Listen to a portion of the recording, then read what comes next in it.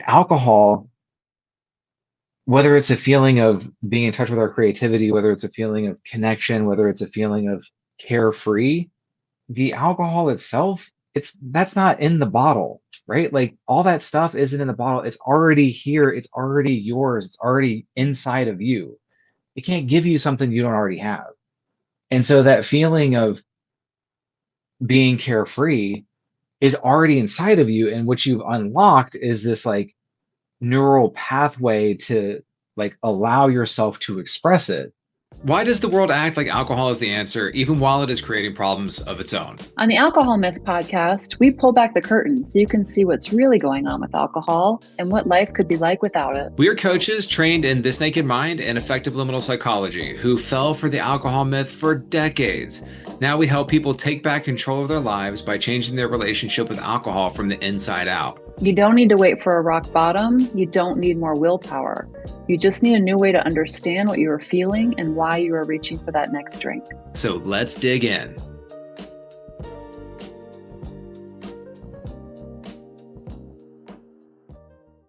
Thank you for joining us on the Alcohol Myth podcast. I'm one of your hosts, Jonathan, and I'm joined with Ellen. Hey. And today, folks, we are talking about that feeling that many of us chased of being carefree in our drinking days. And what happens to that feeling of being carefree when you go alcohol free? So I think maybe the myth that we're going to be talking about in this episode is the myth that I have to have alcohol in order to experience that that release, that carefree, that blissful, that no worries kind of sensation. And Ellen, you're in Spain right now, which is very exciting. So we're recording internationally because it's just the kind of people we are. And I'd love to hear about your experience in Spain and how that relates to this topic. Yeah, so I reached out to Jonathan earlier this week and I was like, I need to talk about this because it's coming up for me here. So I'm in Seville, in southern Spain, and a big thing that is popular in Spain, for those of you that have traveled here or read about it, is going for tapas, right? And so the act of going for tapas is basically like going from bar to bar, ordering a drink and a small plate of food to share. And this is like one of the joys of living here. They have lots of delicious tapas. It's very affordable. You can get lots of different yummy flavors, and when you're a drinker too, it's like you just drink one, and you go to another bar, and you drink something else, and you have a yummy food. And so this is something I spent my junior year in college in Spain, actually. So I have very fond memories of this. And then 2 years ago, when I was just 100 days alcohol free, we came here to Seville it was the first time I'd been back in 20 plus years, 30 actually. And that was a big part of my alcohol free journey, was to like be able to go for tapas and not drink alcohol. And so now here I am 2 years later, I'm two and a half almost years alcohol free. And my husband and I are here together, and we've been doing this tapeando, right? So, I mean, thankfully in Spain, there's alcohol-free beer everywhere. They have the best alcohol-free beer on tap, actually. I'm so excited for this to come to the States because like to be able to have a refreshing, cool, beer that from draft beer with a foam on top. And it really feels like you're having, I don't feel like I'm missing out at all. It's delicious. It's fun. And there's no alcohol, so it's exciting. But anyway, my husband and I went for tapas the other day, and he's not a big drinker, but he will occasionally have a few beers. And he's one of these people that'll have one beer and stop. He's one of those people that I never really understood, but it's like your wife too, I think. But anyway, this particular day, he ended up over the course of a couple of hours having 3 beers. We went to 3 different places, and he had a beer at each one. And the little ones, he never gets the big pints. He gets like the little ones, which also I never understood. But anyway, that's what he does. And so I just was noticing as the time progressed, I noticed this like sensation that appeared to me as just like this little bit of giddiness, right? This little bit of, he was not drunk, but he was like I don't know, just a little lighter, a little more silly and playful, and what I would describe as carefree. And it just I had this wash of like memory and like wistfulness, to be honest, of like that feeling of like just being carefree when you're having a couple drinks on holiday, right? And it just made me really start to think about like, wow, I think that that feeling that I'm interpreting him having is something that really kept me stuck in not wanting to give up alcohol. Like even though alcohol was really harming me in so many ways in my life, like I was so attached. I was so enamored with that idea of like that first little feeling when you first have a drink, of that just like everything feels a little bit lighter and a little bit more carefree. And so I really started to like have this question with myself, and I wanted to talk about it because it's like I think it's such an interesting thing. Like that feeling, it's so temporary and it's so fleeting. For me, it like you have that and then you spend the rest of the night kind of chasing it, right? Because I mean, we know from the science it only lasts about 20 to 30 minutes.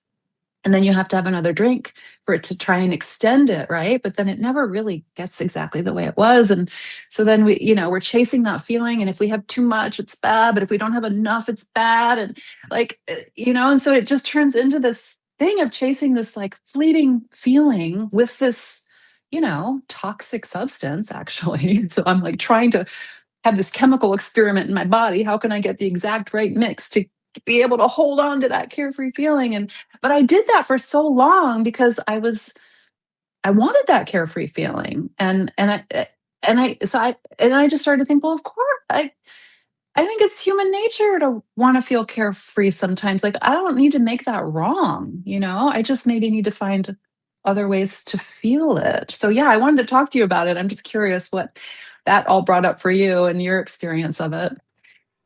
It's so profoundly relatable. And even now I can look back on so many experiences I had while I was drinking and think about those moments of just that carefree experience, right? Like I lived in Japan for a time, and like lots of fun memories there and exotic, wonderful places. Or, I think about sitting on the patio at our favorite Mexican restaurant, watching the sunset, having a drink with my lovely wife, after in the summer, and just like, and one of the things that strikes me, and something that we've talked about a lot on this podcast, is that those are times where we've allowed ourselves to relax and connect with the people around us, especially in beautiful or exotic places, right? Like we've mentally designated this time for, we're not doing anything. We're not doing anything because we're having a drink, right? And I think that so much of that carefree experience can be had if we would just like slow down and allow ourselves to fully relax and connect and to appreciate the beautiful surroundings, and to, if you think about it, like, yes, alcohol does, it reduces our inhibitions, it slows down neural connections, but you can't numb selectively. And so the cost of being again in this like beautiful place and relaxing and connecting, and then like pouring on this substance that makes everything just a little bit fuzzy and a little bit like less clear, is going to dampen all of that. Like, yes, it's going to dampen the, concerns of the day, or the temporarily the stress of your work or whatever. But so too is it also going to dampen the, in the moment experience of connection and being in that place. And so that's what was coming up for me, is like, I think that, if I wouldn't have known it, but if somebody could like go back in time and, like while I'm drinking Nomi Hodai is a Japanese, have you experienced this before, Ellen? Because I know you're well traveled, but Nomi Hodai is drink buffet in Japan, and Oh, you make a lot of money on it from people in Japanese culture, because they don't typically drink as much as people in Western cultures, and so like they can mm, they can do that. But a Westerner comes into Nomi Hodai, and we can really tear it up. if you like had gone back in time and like, we're having this drink buffet in a beer garden on top of a beautiful mountain in Japan, and if you had like switched out my drinks, right? Like, gave me some kind of delicious AF beer or whatever, I bet I would have had just as much fun and like, experienced just as much of a carefree time because again, I was in a beautiful surrounding, surrounded by people that I loved, and like I was purposefully relaxing. If I'd caught you and I was still drinking, I'd been very upset. But I think that it's another instance of us giving so much credit to alcohol that we could actually probably attribute to the context that we've so strongly paired it with. What do you think? Yeah, as you were talking, it's so like the belief structure that we have built around having drinks in a relaxing setting like that is so powerful that I think our body responds to the belief that we have that it's relaxing. Like, and there's studies that back this up actually. Like, the minute you decide to pour a drink or the minute you take your glass out of the cupboard, like your nervous system starts already into that feeling of relaxation because it's anticipating what's coming, but it's not actually the drink. It's anticipating what we believe to be true about the experience of having a drink on a Friday night, for example. And yeah, so I think it's really powerful the way our thoughts can impact even our biology, like where our body physically starts to relax, let alone believing that we feel more relaxed, right? And I think that's such a good point. And I was thinking too about how, for me too, that setting in the bar and like the feeling of relaxation and everything, quite often it would be the first time in the day where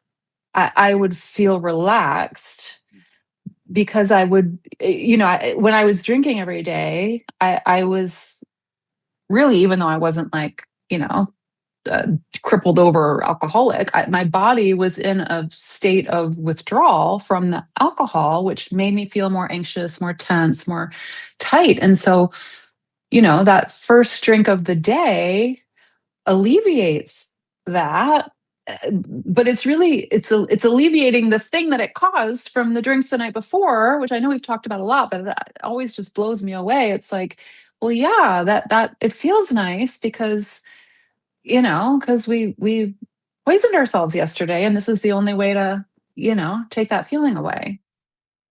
um but I do think there's something about chasing that feeling of being carefree that I think is also worth talking about. I was thinking about, so if I wanted to, because I don't drink anymore and I don't want to drink anymore, like I've pretty much decided that. So I can look at that and be like, oh yeah, okay, I'm going to choose to miss out on that because actually the consequences for me are too great. Like I don't want to feel hungover. I don't want to not sleep tonight. I don't want to chase it. I don't want to have cravings tomorrow. So like it's pretty fleeting, that feeling of feeling good, and also my envy for that feeling of feeling good was also pretty fleeting because it was like, okay, I can see the full picture and it's really not worth it to me.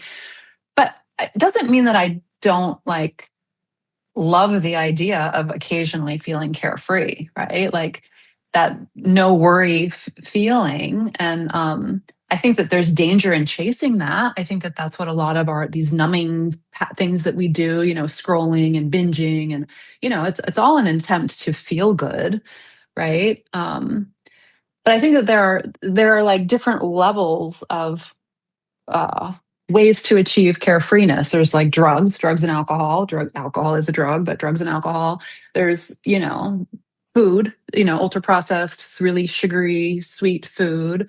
There's, all the addictions, right? Gambling, sex, scrolling. I don't know. There's a pornography. There's a lot of different things that we can do to distract ourselves or to try and get that feeling of like not worrying about anything, right? And Yeah. then there's like another level of them. Sorry, I feel like I'm going on and on. I'll just get this thought out and then I want to hear what you are thinking. Another level that's like things that we can do that actually have a positive impact, right? Exercise, like people talk about a runner's high. Like that high is probably that feeling, that really good feeling of feeling carefree that people chase and they exercise for it. So that's like a positive way to experience that carefree feeling. But I think what I'm realizing is that I want to develop more ways for myself to be able to experience that carefree feeling that don't have to do with external, like, I don't know, like it's an interesting area for me to want to explore because as a drinker since my teens, like alcohol was my go-to. Like I want to feel carefree. I knew exactly what to do, drink. And now if I want to feel carefree, it's like, oh, I got to figure out how to do that. Like challenge accepted. I think so many of us, one thing that they don't like put on the label for when you go alcohol free is that you are suddenly taking away the like mechanism by which you have historically or you've trained yourself to change your state. And it comes with so many wonderful benefits, right? Like, I mean, you're sleeping better. You can actually think about things. There's so many wonderful benefits. I mean, your health, it improves your skin, right? Like, it's wild. So you get so many benefits, but what they don't always put on the label is like, caution, beware, you're taking away the thing that you've always reached for to change your state. And I think that there is something to being intentional about upskilling in other ways to change your state. Because if you just go like cold turkey and then you're just like, what do I do now? Looking around, it can feel very intimidating, right? Like, and so I don't know about for you, but like immediately after I quit drinking, I was like such a sugar booger. Like I was eating ice cream every night. And I think part of that was kind of adjusting to not having my go-to. Um, and then I love what you were saying about like there are all these things where we can like very quickly change our state in kind of an artificial way, right? Like with alcohol, with drugs, with like with scrolling, with porn, with whatever, right? Like there are those ways. Um, and then the other ways to change your state actually are kind of hard sometimes. Like it's hard to get up in the morning and go work out. It's hard to, go for a run. It's hard to be still and intentionally calm your mind to meditate. It's hard to, like make sure that you're getting some morning sun and I'm going to sit here and I'm going to appreciate the birds in the morning, right? Those things are hard. And this other stuff is super easy. And like in our society, right? Like this is the commodification, right? Like me going to work out doesn't earn somebody a buck, right? Like me enjoying a sunset doesn't earn anybody anything. Me meditating doesn't earn anybody anything. If I'm over here, like, buying alcohol or I don't know, like getting advertised to on social media or blah, blah, blah, right? Those things have some kind of like, and these are also the things that have been like heavily, heavily invested in like culturally or socially to be sticky and to like, because they release huge amounts of dopamine. Our brain is like, oh, I want that thing. That's how I'm gonna, it's very, very attractive. And so I think they're like, I'll just circle back to the idea that like it might take time and intention to like up level our ability to change our state or reach a state of feeling carefree, because the other option the options that are fast and easy aren't necessarily good for us, and then the other ones are there's like a little bit of a higher uh, step to get into them, but then the rewards are so much greater because like not only are you achieving that change of state, that feeling of carefree, but you're also building yourself and establishing good habits and blah blah blah, right? Like um but it's more like a matter of being out of practice than being unable, right? Like, Yeah, I love what you're saying. It's like when I mean it takes more effort, especially initially, to build these practices that where you actually can experience like a sense of well-being from within. But it's like regenerative, right? It grows and it doesn't once you sort of establish the pattern or the habit or or, just start to notice sunsets, or, whatever the thing is. Like there's some effort initially, but then it just kind of blossoms and grows on its own. Whereas like the quick fixes that we, they're constantly depleting. We constantly need more, right? I mean, that's the whole point, is they want us to keep having to get more and more and more and more. That's addiction, right? And it's also like commercialization. And I heard a little clip from Andrew Huberman, who has a podcast about all things science, that he has a great one on alcohol, actually, if anybody has not yet listened to that one. But he said something like, whenever there's something that doesn't require effort that gives you that big dopamine hit, like, be cautious, because those are the things that lead to addiction, lead to like a needing of more and more and more. Whereas, if it requires a little bit of effort, like spending 10 minutes meditating, like, lifting some weights for 20 minutes 3 times a week, whatever the thing is, it does require some effort. But that's how we were designed as humans. Like, our biology, the dopamine was designed so that we would, continue to look for the berries. It was like, it's meant to be like, put in some effort so that you get this reward. And our society has like taken out the effort and just given the reward. And our system doesn't know how to handle that. Like, it just, of course, it wants the easy thing. I mean, we're also wired to conserve energy. So it makes sense that we want the easy thing, but it's a trap, like, because there's never enough. Then it's just, you want more and more and more. And when is it ever enough? And where our systems are much more built to,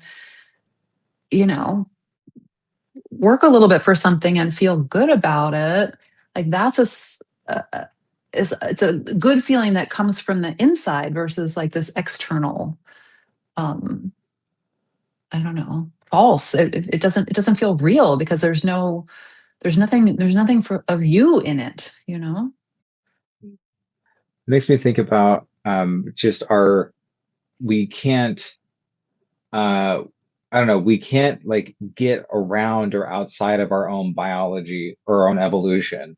And, our systems as they have been coming to this point for thousands and hundreds of thousands and hundreds of thousands of years.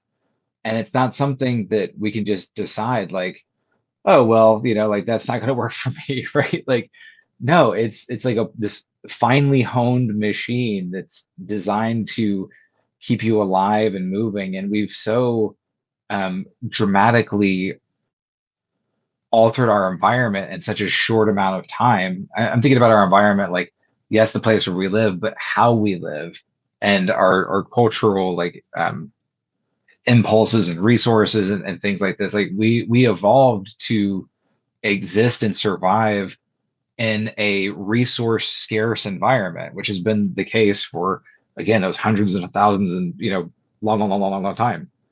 And now we live in this world where, like, most of us, thank goodness, it's great, to have all of this abundance all around us. We have all these distractions, and we've got psychologists that, work for companies to figure out how to tie the dopamine hit to whatever the product is that they're selling and stuff like that. And, like, it's this crazy time that we're living in, but like, we're still running on the system that was honed for this environment that we're not in anymore, right? And so it does take a little bit of kind of personal responsibility and awareness to say, okay, what actions am I going to take to work with the system that I have and the environment that I have, right? Like, we could spend all day wishing something was different, but, like, given that this is the situation, what choices am I making to, optimize my life for happiness in this reality? I want to go back to this idea of, if we started using alcohol or food or some other like unnaturally high dopamine grabber from a young age, like me, my first drink was when I was 15, I think. So I reliably knew how to get a dopamine hit since I was 15. Like I knew, like if I wanted whatever, this feeling of carefree, I knew how to get it. I would have some drinks. And what is underdeveloped in me, and I think in a lot of people that start drinking at a young age, is figuring out for myself, for my system, for my pleasure centers, for the things that light me up, what are the things that might make me get that feeling of pure joy, or, pleasure, or, people describe like creatives. I mean, you're a creative. Maybe you can, because I'm a newly discovering that I might have a creative side. I'm definitely in the exploring stage, and I think that this relates to this too. It's like I think people that are creative and get in that state of flow that people talk about, right? That you're just like in it, and you're either playing your music or you're writing or you're painting or whatever it is that you do, and you lose time. You feel completely at peace and at ease, and at least this is what people tell me.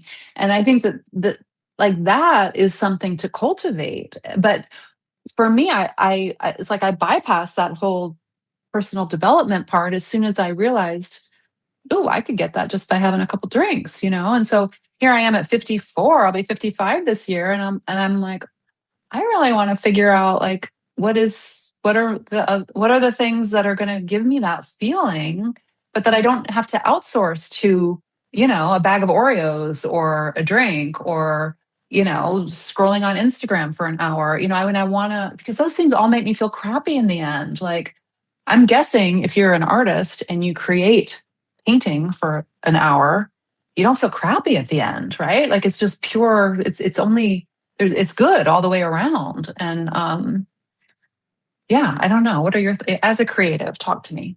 Well, I was gonna say it kind of depends, like because you can spend an hour Mhm. bashing your head into something and just be like, Yeah, "What is going on?" But usually that's an indication of something else that's going on. So, but yeah, I love yeah. what you're saying.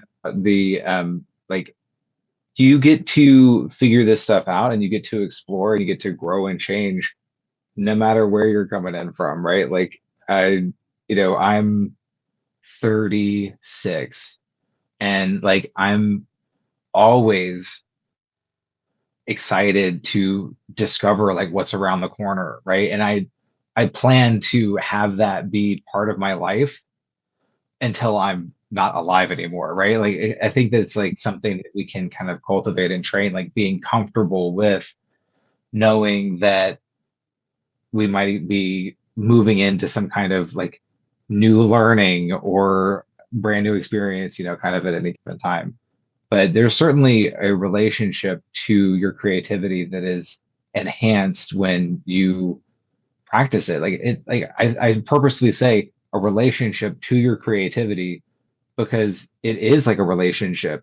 If you don't show up for it, then it's going to be a bad relationship. If you're never in touch, it's going to be a bad relationship, right? And if you start like making an effort and being intentional and giving it time and giving it space and being in conversation with it, then it's going to Mhm. blossom like a relationship. Mhm. And that's all so much more possible if we're not, I guess, like hitting the easy button that's, kind of marketed towards us, and instead deciding to like, okay, well, I'm going to do the slightly uncomfortable thing, make myself a little bit vulnerable. There's that higher step that we were talking about, and Mhm. invest intentionally in this direction towards something that will make me feel carefree. But one of the things that kind of sparked for me while you were talking about that, Alan, was that alcohol, whether it's a feeling of being in touch with our creativity, whether it's a feeling of connection, whether it's a feeling of carefree, the alcohol itself, that's not in the bottle, right? Like all that stuff isn't in the bottle. It's already here. It's already yours. It's already inside of you. It can't give you something you don't already have. And so that feeling of being carefree is already inside of you. And what you've unlocked is this like neural pathway to like allow yourself to express it. But if we can instead realize that that's always here, and I can give myself different cues, different triggers to allow myself to express it, then I can bring that forward without needing to rely on some kind of outside substance, because it was never about the substance anyway. It was all about like, what is it allowing you to bring forth that's already inside of you? Mm. Oh my gosh, I love that so much. That made me think about it kind of differently. Like, yeah, it's there, right? It's I mean, the cue here, tapas in Seville, the cue that my brain sees is bar, beer, carefree. Like it's like an equation, right? Because that's the equation that I have created through a life of drinking and being socialized to drink. But I could just as easily create a different cue, because that carefreeness is it's like what you said, like it's there to be unlocked. Mm. It's not the thing that is creating it. It's just like the key to unlock it because it's already there inside. I love that, actually. That's really, you're going to have me thinking about that. Well, and I don't know. I've been discovering that so much more, right? Like, I mean, we've been, you said you've got like 2.5 years. I'm about a year and a half, and like I keep thinking that I'm going to hit a point where I'm like, oh, I've pretty much got this like figured out, or like, and to my delight, there's still like all kinds of stuff that I'm discovering about myself and like this experience of being alive, and I guess mostly about myself, like that that's just been pinging on my experience this last couple of weeks of like, what I'm looking for is already inside of me. Nothing else can bring that out. So how do I tap into, access that, express that on my terms? Um, and it's very empowering, right? To realize that you've got so much inside of you, so much good stuff inside of you that's just like waiting for you to acknowledge and to be brave enough to explore and express. That's huge. This conversation is making me think of uh, a client that I'm working with right now, and we were doing some parts work and kind of getting in touch with his lingering desire to drink, because he's so frustrated. He's ready for something different, but there's still that kind of nagging little voice, like, hey, like, what if we had a drink, right? And so we were getting in touch with that part, and um, he had the profound discovery that he's he's drinking because this part allows him to be present and have fun. And I kept pushing him on that. So like, why is it important to be present and to have fun? Why is it important? Why is this part like think that's so important? And finally he had the kind of like realization, because if I'm not drinking, I never allow myself to be present or have fun. And Mm. so he's created this situation where the only way that he'll allow himself to like slow down, to be in the moment, to have that, it's very much this carefree kind of experience of having fun. Like, I mean, present and fun, it sounds like carefree to me. He never Mhm. allows himself to do that unless there's alcohol involved. Mm. And so, of course, there would be this like lingering, this pull, this like kind of like seductive nature of drinking. If you're working yourself all the time and the only time you allow yourself to be present and have fun is with a drink, of course that's going to make the drink so powerful. But what if there was another thing that you could do? What if you allowed yourself to be present and have fun and tried to do it without a drink in your hand? What could be possible then? Right? It's Yeah, huge. it is huge. I mean, it's making me think. I had this realization for myself too, that like alcohol was a permission. It was like a permission slip to relax, right? It Mm, sounds like what your client is experiencing. It's like, I take care of all the things all day. I take care of the family. I take care of I do my job. I do this, that. And then, once the drink comes out, it's the permission slip to relax.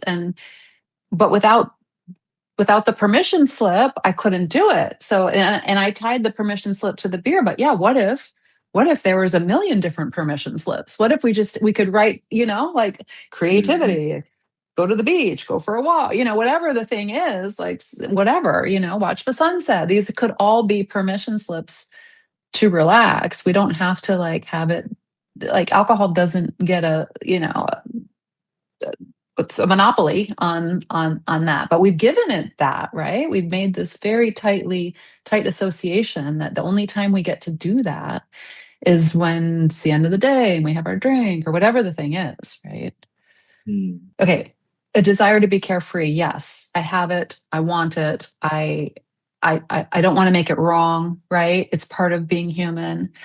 And I also don't want to be stuck in that trap of trying to make everything carefree, because I Mm. think that equally as important as finding ways to feel carefree is to accept, like come to a real, true place of acceptance that we're not always going to feel carefree, you know? And when we're not feeling carefree, we're also okay. And we don't have to try to escape the feeling of not being carefree. You know what I mean? Like, I think that there's this balance of like, okay, yeah, of course, it's fun to be carefree sometimes, but if I'm constantly is trying to escape from any feeling that doesn't feel good, Mm. that's a recipe for disaster, right? So, and I think that's what I did for a really long time. Like, I had this idea that life was meant to be joyous and fun. And anytime it wasn't, something was wrong, and something was wrong with me, something was wrong with my life. You know, I'd done something wrong that I didn't feel happy all the time. And I think that, like, let's just bust that myth right now and be like, a, a, a large part of this work for me has been, you know, accepting that sometimes life is shitty and it's, you know, it's hard. And, you know, whether you're drinking or whether you're not drinking, I mean, not drinking doesn't make everything better. You know, we still have life. It makes so many things better, but it doesn't, you know, we still have to get up in the morning and go to a job and interact with people that are difficult. And, you know, like it doesn't, this idea of like accepting that, you know what, we're not always going to feel carefree, and that's part of life too. And that you can't have the pleasure without the pain. Like, it's just, it's part of this whole thing. Yeah, that's perfect. The image that kind of popped into my head is like we've been talking about moving towards feeling carefree, but it's also a huge part of the alcohol experience is moving away from feeling negative feelings or feeling bad or feeling, you know, like we're moving away from discomfort or towards pleasure. And Mhm. alcohol, you know, for so long as we've been training to get ourselves to understand that it can do one or the other, you know, like just fine, right? The same Mhm. substance Mhm. should be kind of a clue that like maybe something's off here. But the same thing, like makes me feel bad, you know, makes me feel you know, a sense of fun and happiness. Oh, it, you know, soothes my pain and makes me feel less bad, right? Like, how is it doing both, right? And what it's doing is like, you know, kind of numbing everything, right? Bringing it to a baseline. But Yeah. I think that's so interesting to like acknowledge that um you know we've practiced for so long throwing like a big I just think I have this image of like this big wet woolen heavy blanket over um you know some like difficult feelings. And the thing is like the blanket being over those difficult feelings didn't resolve those difficult feelings. It made it to where you can't see it, but like it didn't like fix the Yeah. problem. You covered up the problem. Mm. Um, what are we setting ourselves up for in the future when we don't actually address, move through, look at with open eyes, have the courage to confront, right? Like those negative feelings or experiences. Um, and it's not easy, it's not pleasant. I just like think that part of the human experience is like we were never promised easy and fun all the time, right? Like 100% of the time they were lying, right? Yeah. Yeah. And I know I'm going to get it wrong, but there's a quote out there, something about like, if we could just like be okay with what is, with just what is, right? With how I'm feeling right now. If I could just be okay with how I'm feeling right now, whether it be good, bad, sad, angry, whatever, if I could just be okay with that, then all of this grasping that we're doing, either trying to remove it or trying to make it bigger or trying to make it worse or, you know, whatever, like if we could just be okay with how we are in the moment, it would just, everything would be so much easier. But we are always trying to like somehow alter our experience, right? If somebody wanted to make this very practical, very real in their life, and they're thinking about, that draw of alcohol, that, desire to feel carefree, what practical advice would you give them? If you are still drinking, I would challenge you to do a little experiment with yourself and measure, like how long, when you are drinking and you feel that feeling that we chase, like how long does it last? And do you have to have another drink? And how long can you extend it for? And then, like, what are the consequences for chasing that feeling? Like, just to get data. Like, I think I definitely did this. Like, I needed to know for sure, like, okay, do I really feel carefree, or is it that I have a belief that I'm going to feel carefree? Like, first of all, is that even true? And then, okay, say I do, like how long does it last and what are the consequences for it? And then I would also like challenge people to start creating a list of alternatives to alcohol that also make them feel good and that make them feel a little bit light and happy and carefree, and start to kind of cultivate those, noticing like what are the negative repercussions of those things. Like, because if eating a pint of Ben and Jerry's, which is something I also turned to when I was giving up alcohol, it was nice, but there were some negative consequences for that too. So there's different like steps that I think that we have to take, right? Like in the beginning, Ben and Jerry's is way better than a bottle of wine. But then once we've kind of gone through the Ben and Jerry's phase, maybe we want to move to the next thing. So like, but if we start to make a list of the things that actually do give us natural pleasure, maybe more natural dopamine hits that we're drawn to, that we're interested in, that we're, willing to experiment with, I think that can be really helpful. And what about you? I know I should ask you first next time. But I think that one thing that I would encourage people to do is probably some journaling and reflecting around the situations where they've felt the most carefree. Like, think about times in your life where you have felt carefree while drinking. Okay, what else was going on that could have contributed to that maybe wasn't a class 1 carcinogen? Is there anything else that could have, like, if we can kind of like start to show ourselves and decouple the alcohol from the feeling of being carefree, that maybe this doesn't always equal this, then it's really good evidence. And you might even cast all the way back to before alcohol was in your life. What is an experience that's more carefree than being a child before alcohol even comes into the equation? And think about experiences where you were 100% joyous, present and having fun, right? Like, and alcohol wasn't even a part of your life. It is possible. That's still inside of you. That's still yours to claim. It's just recognizing and practicing claiming it for yourself.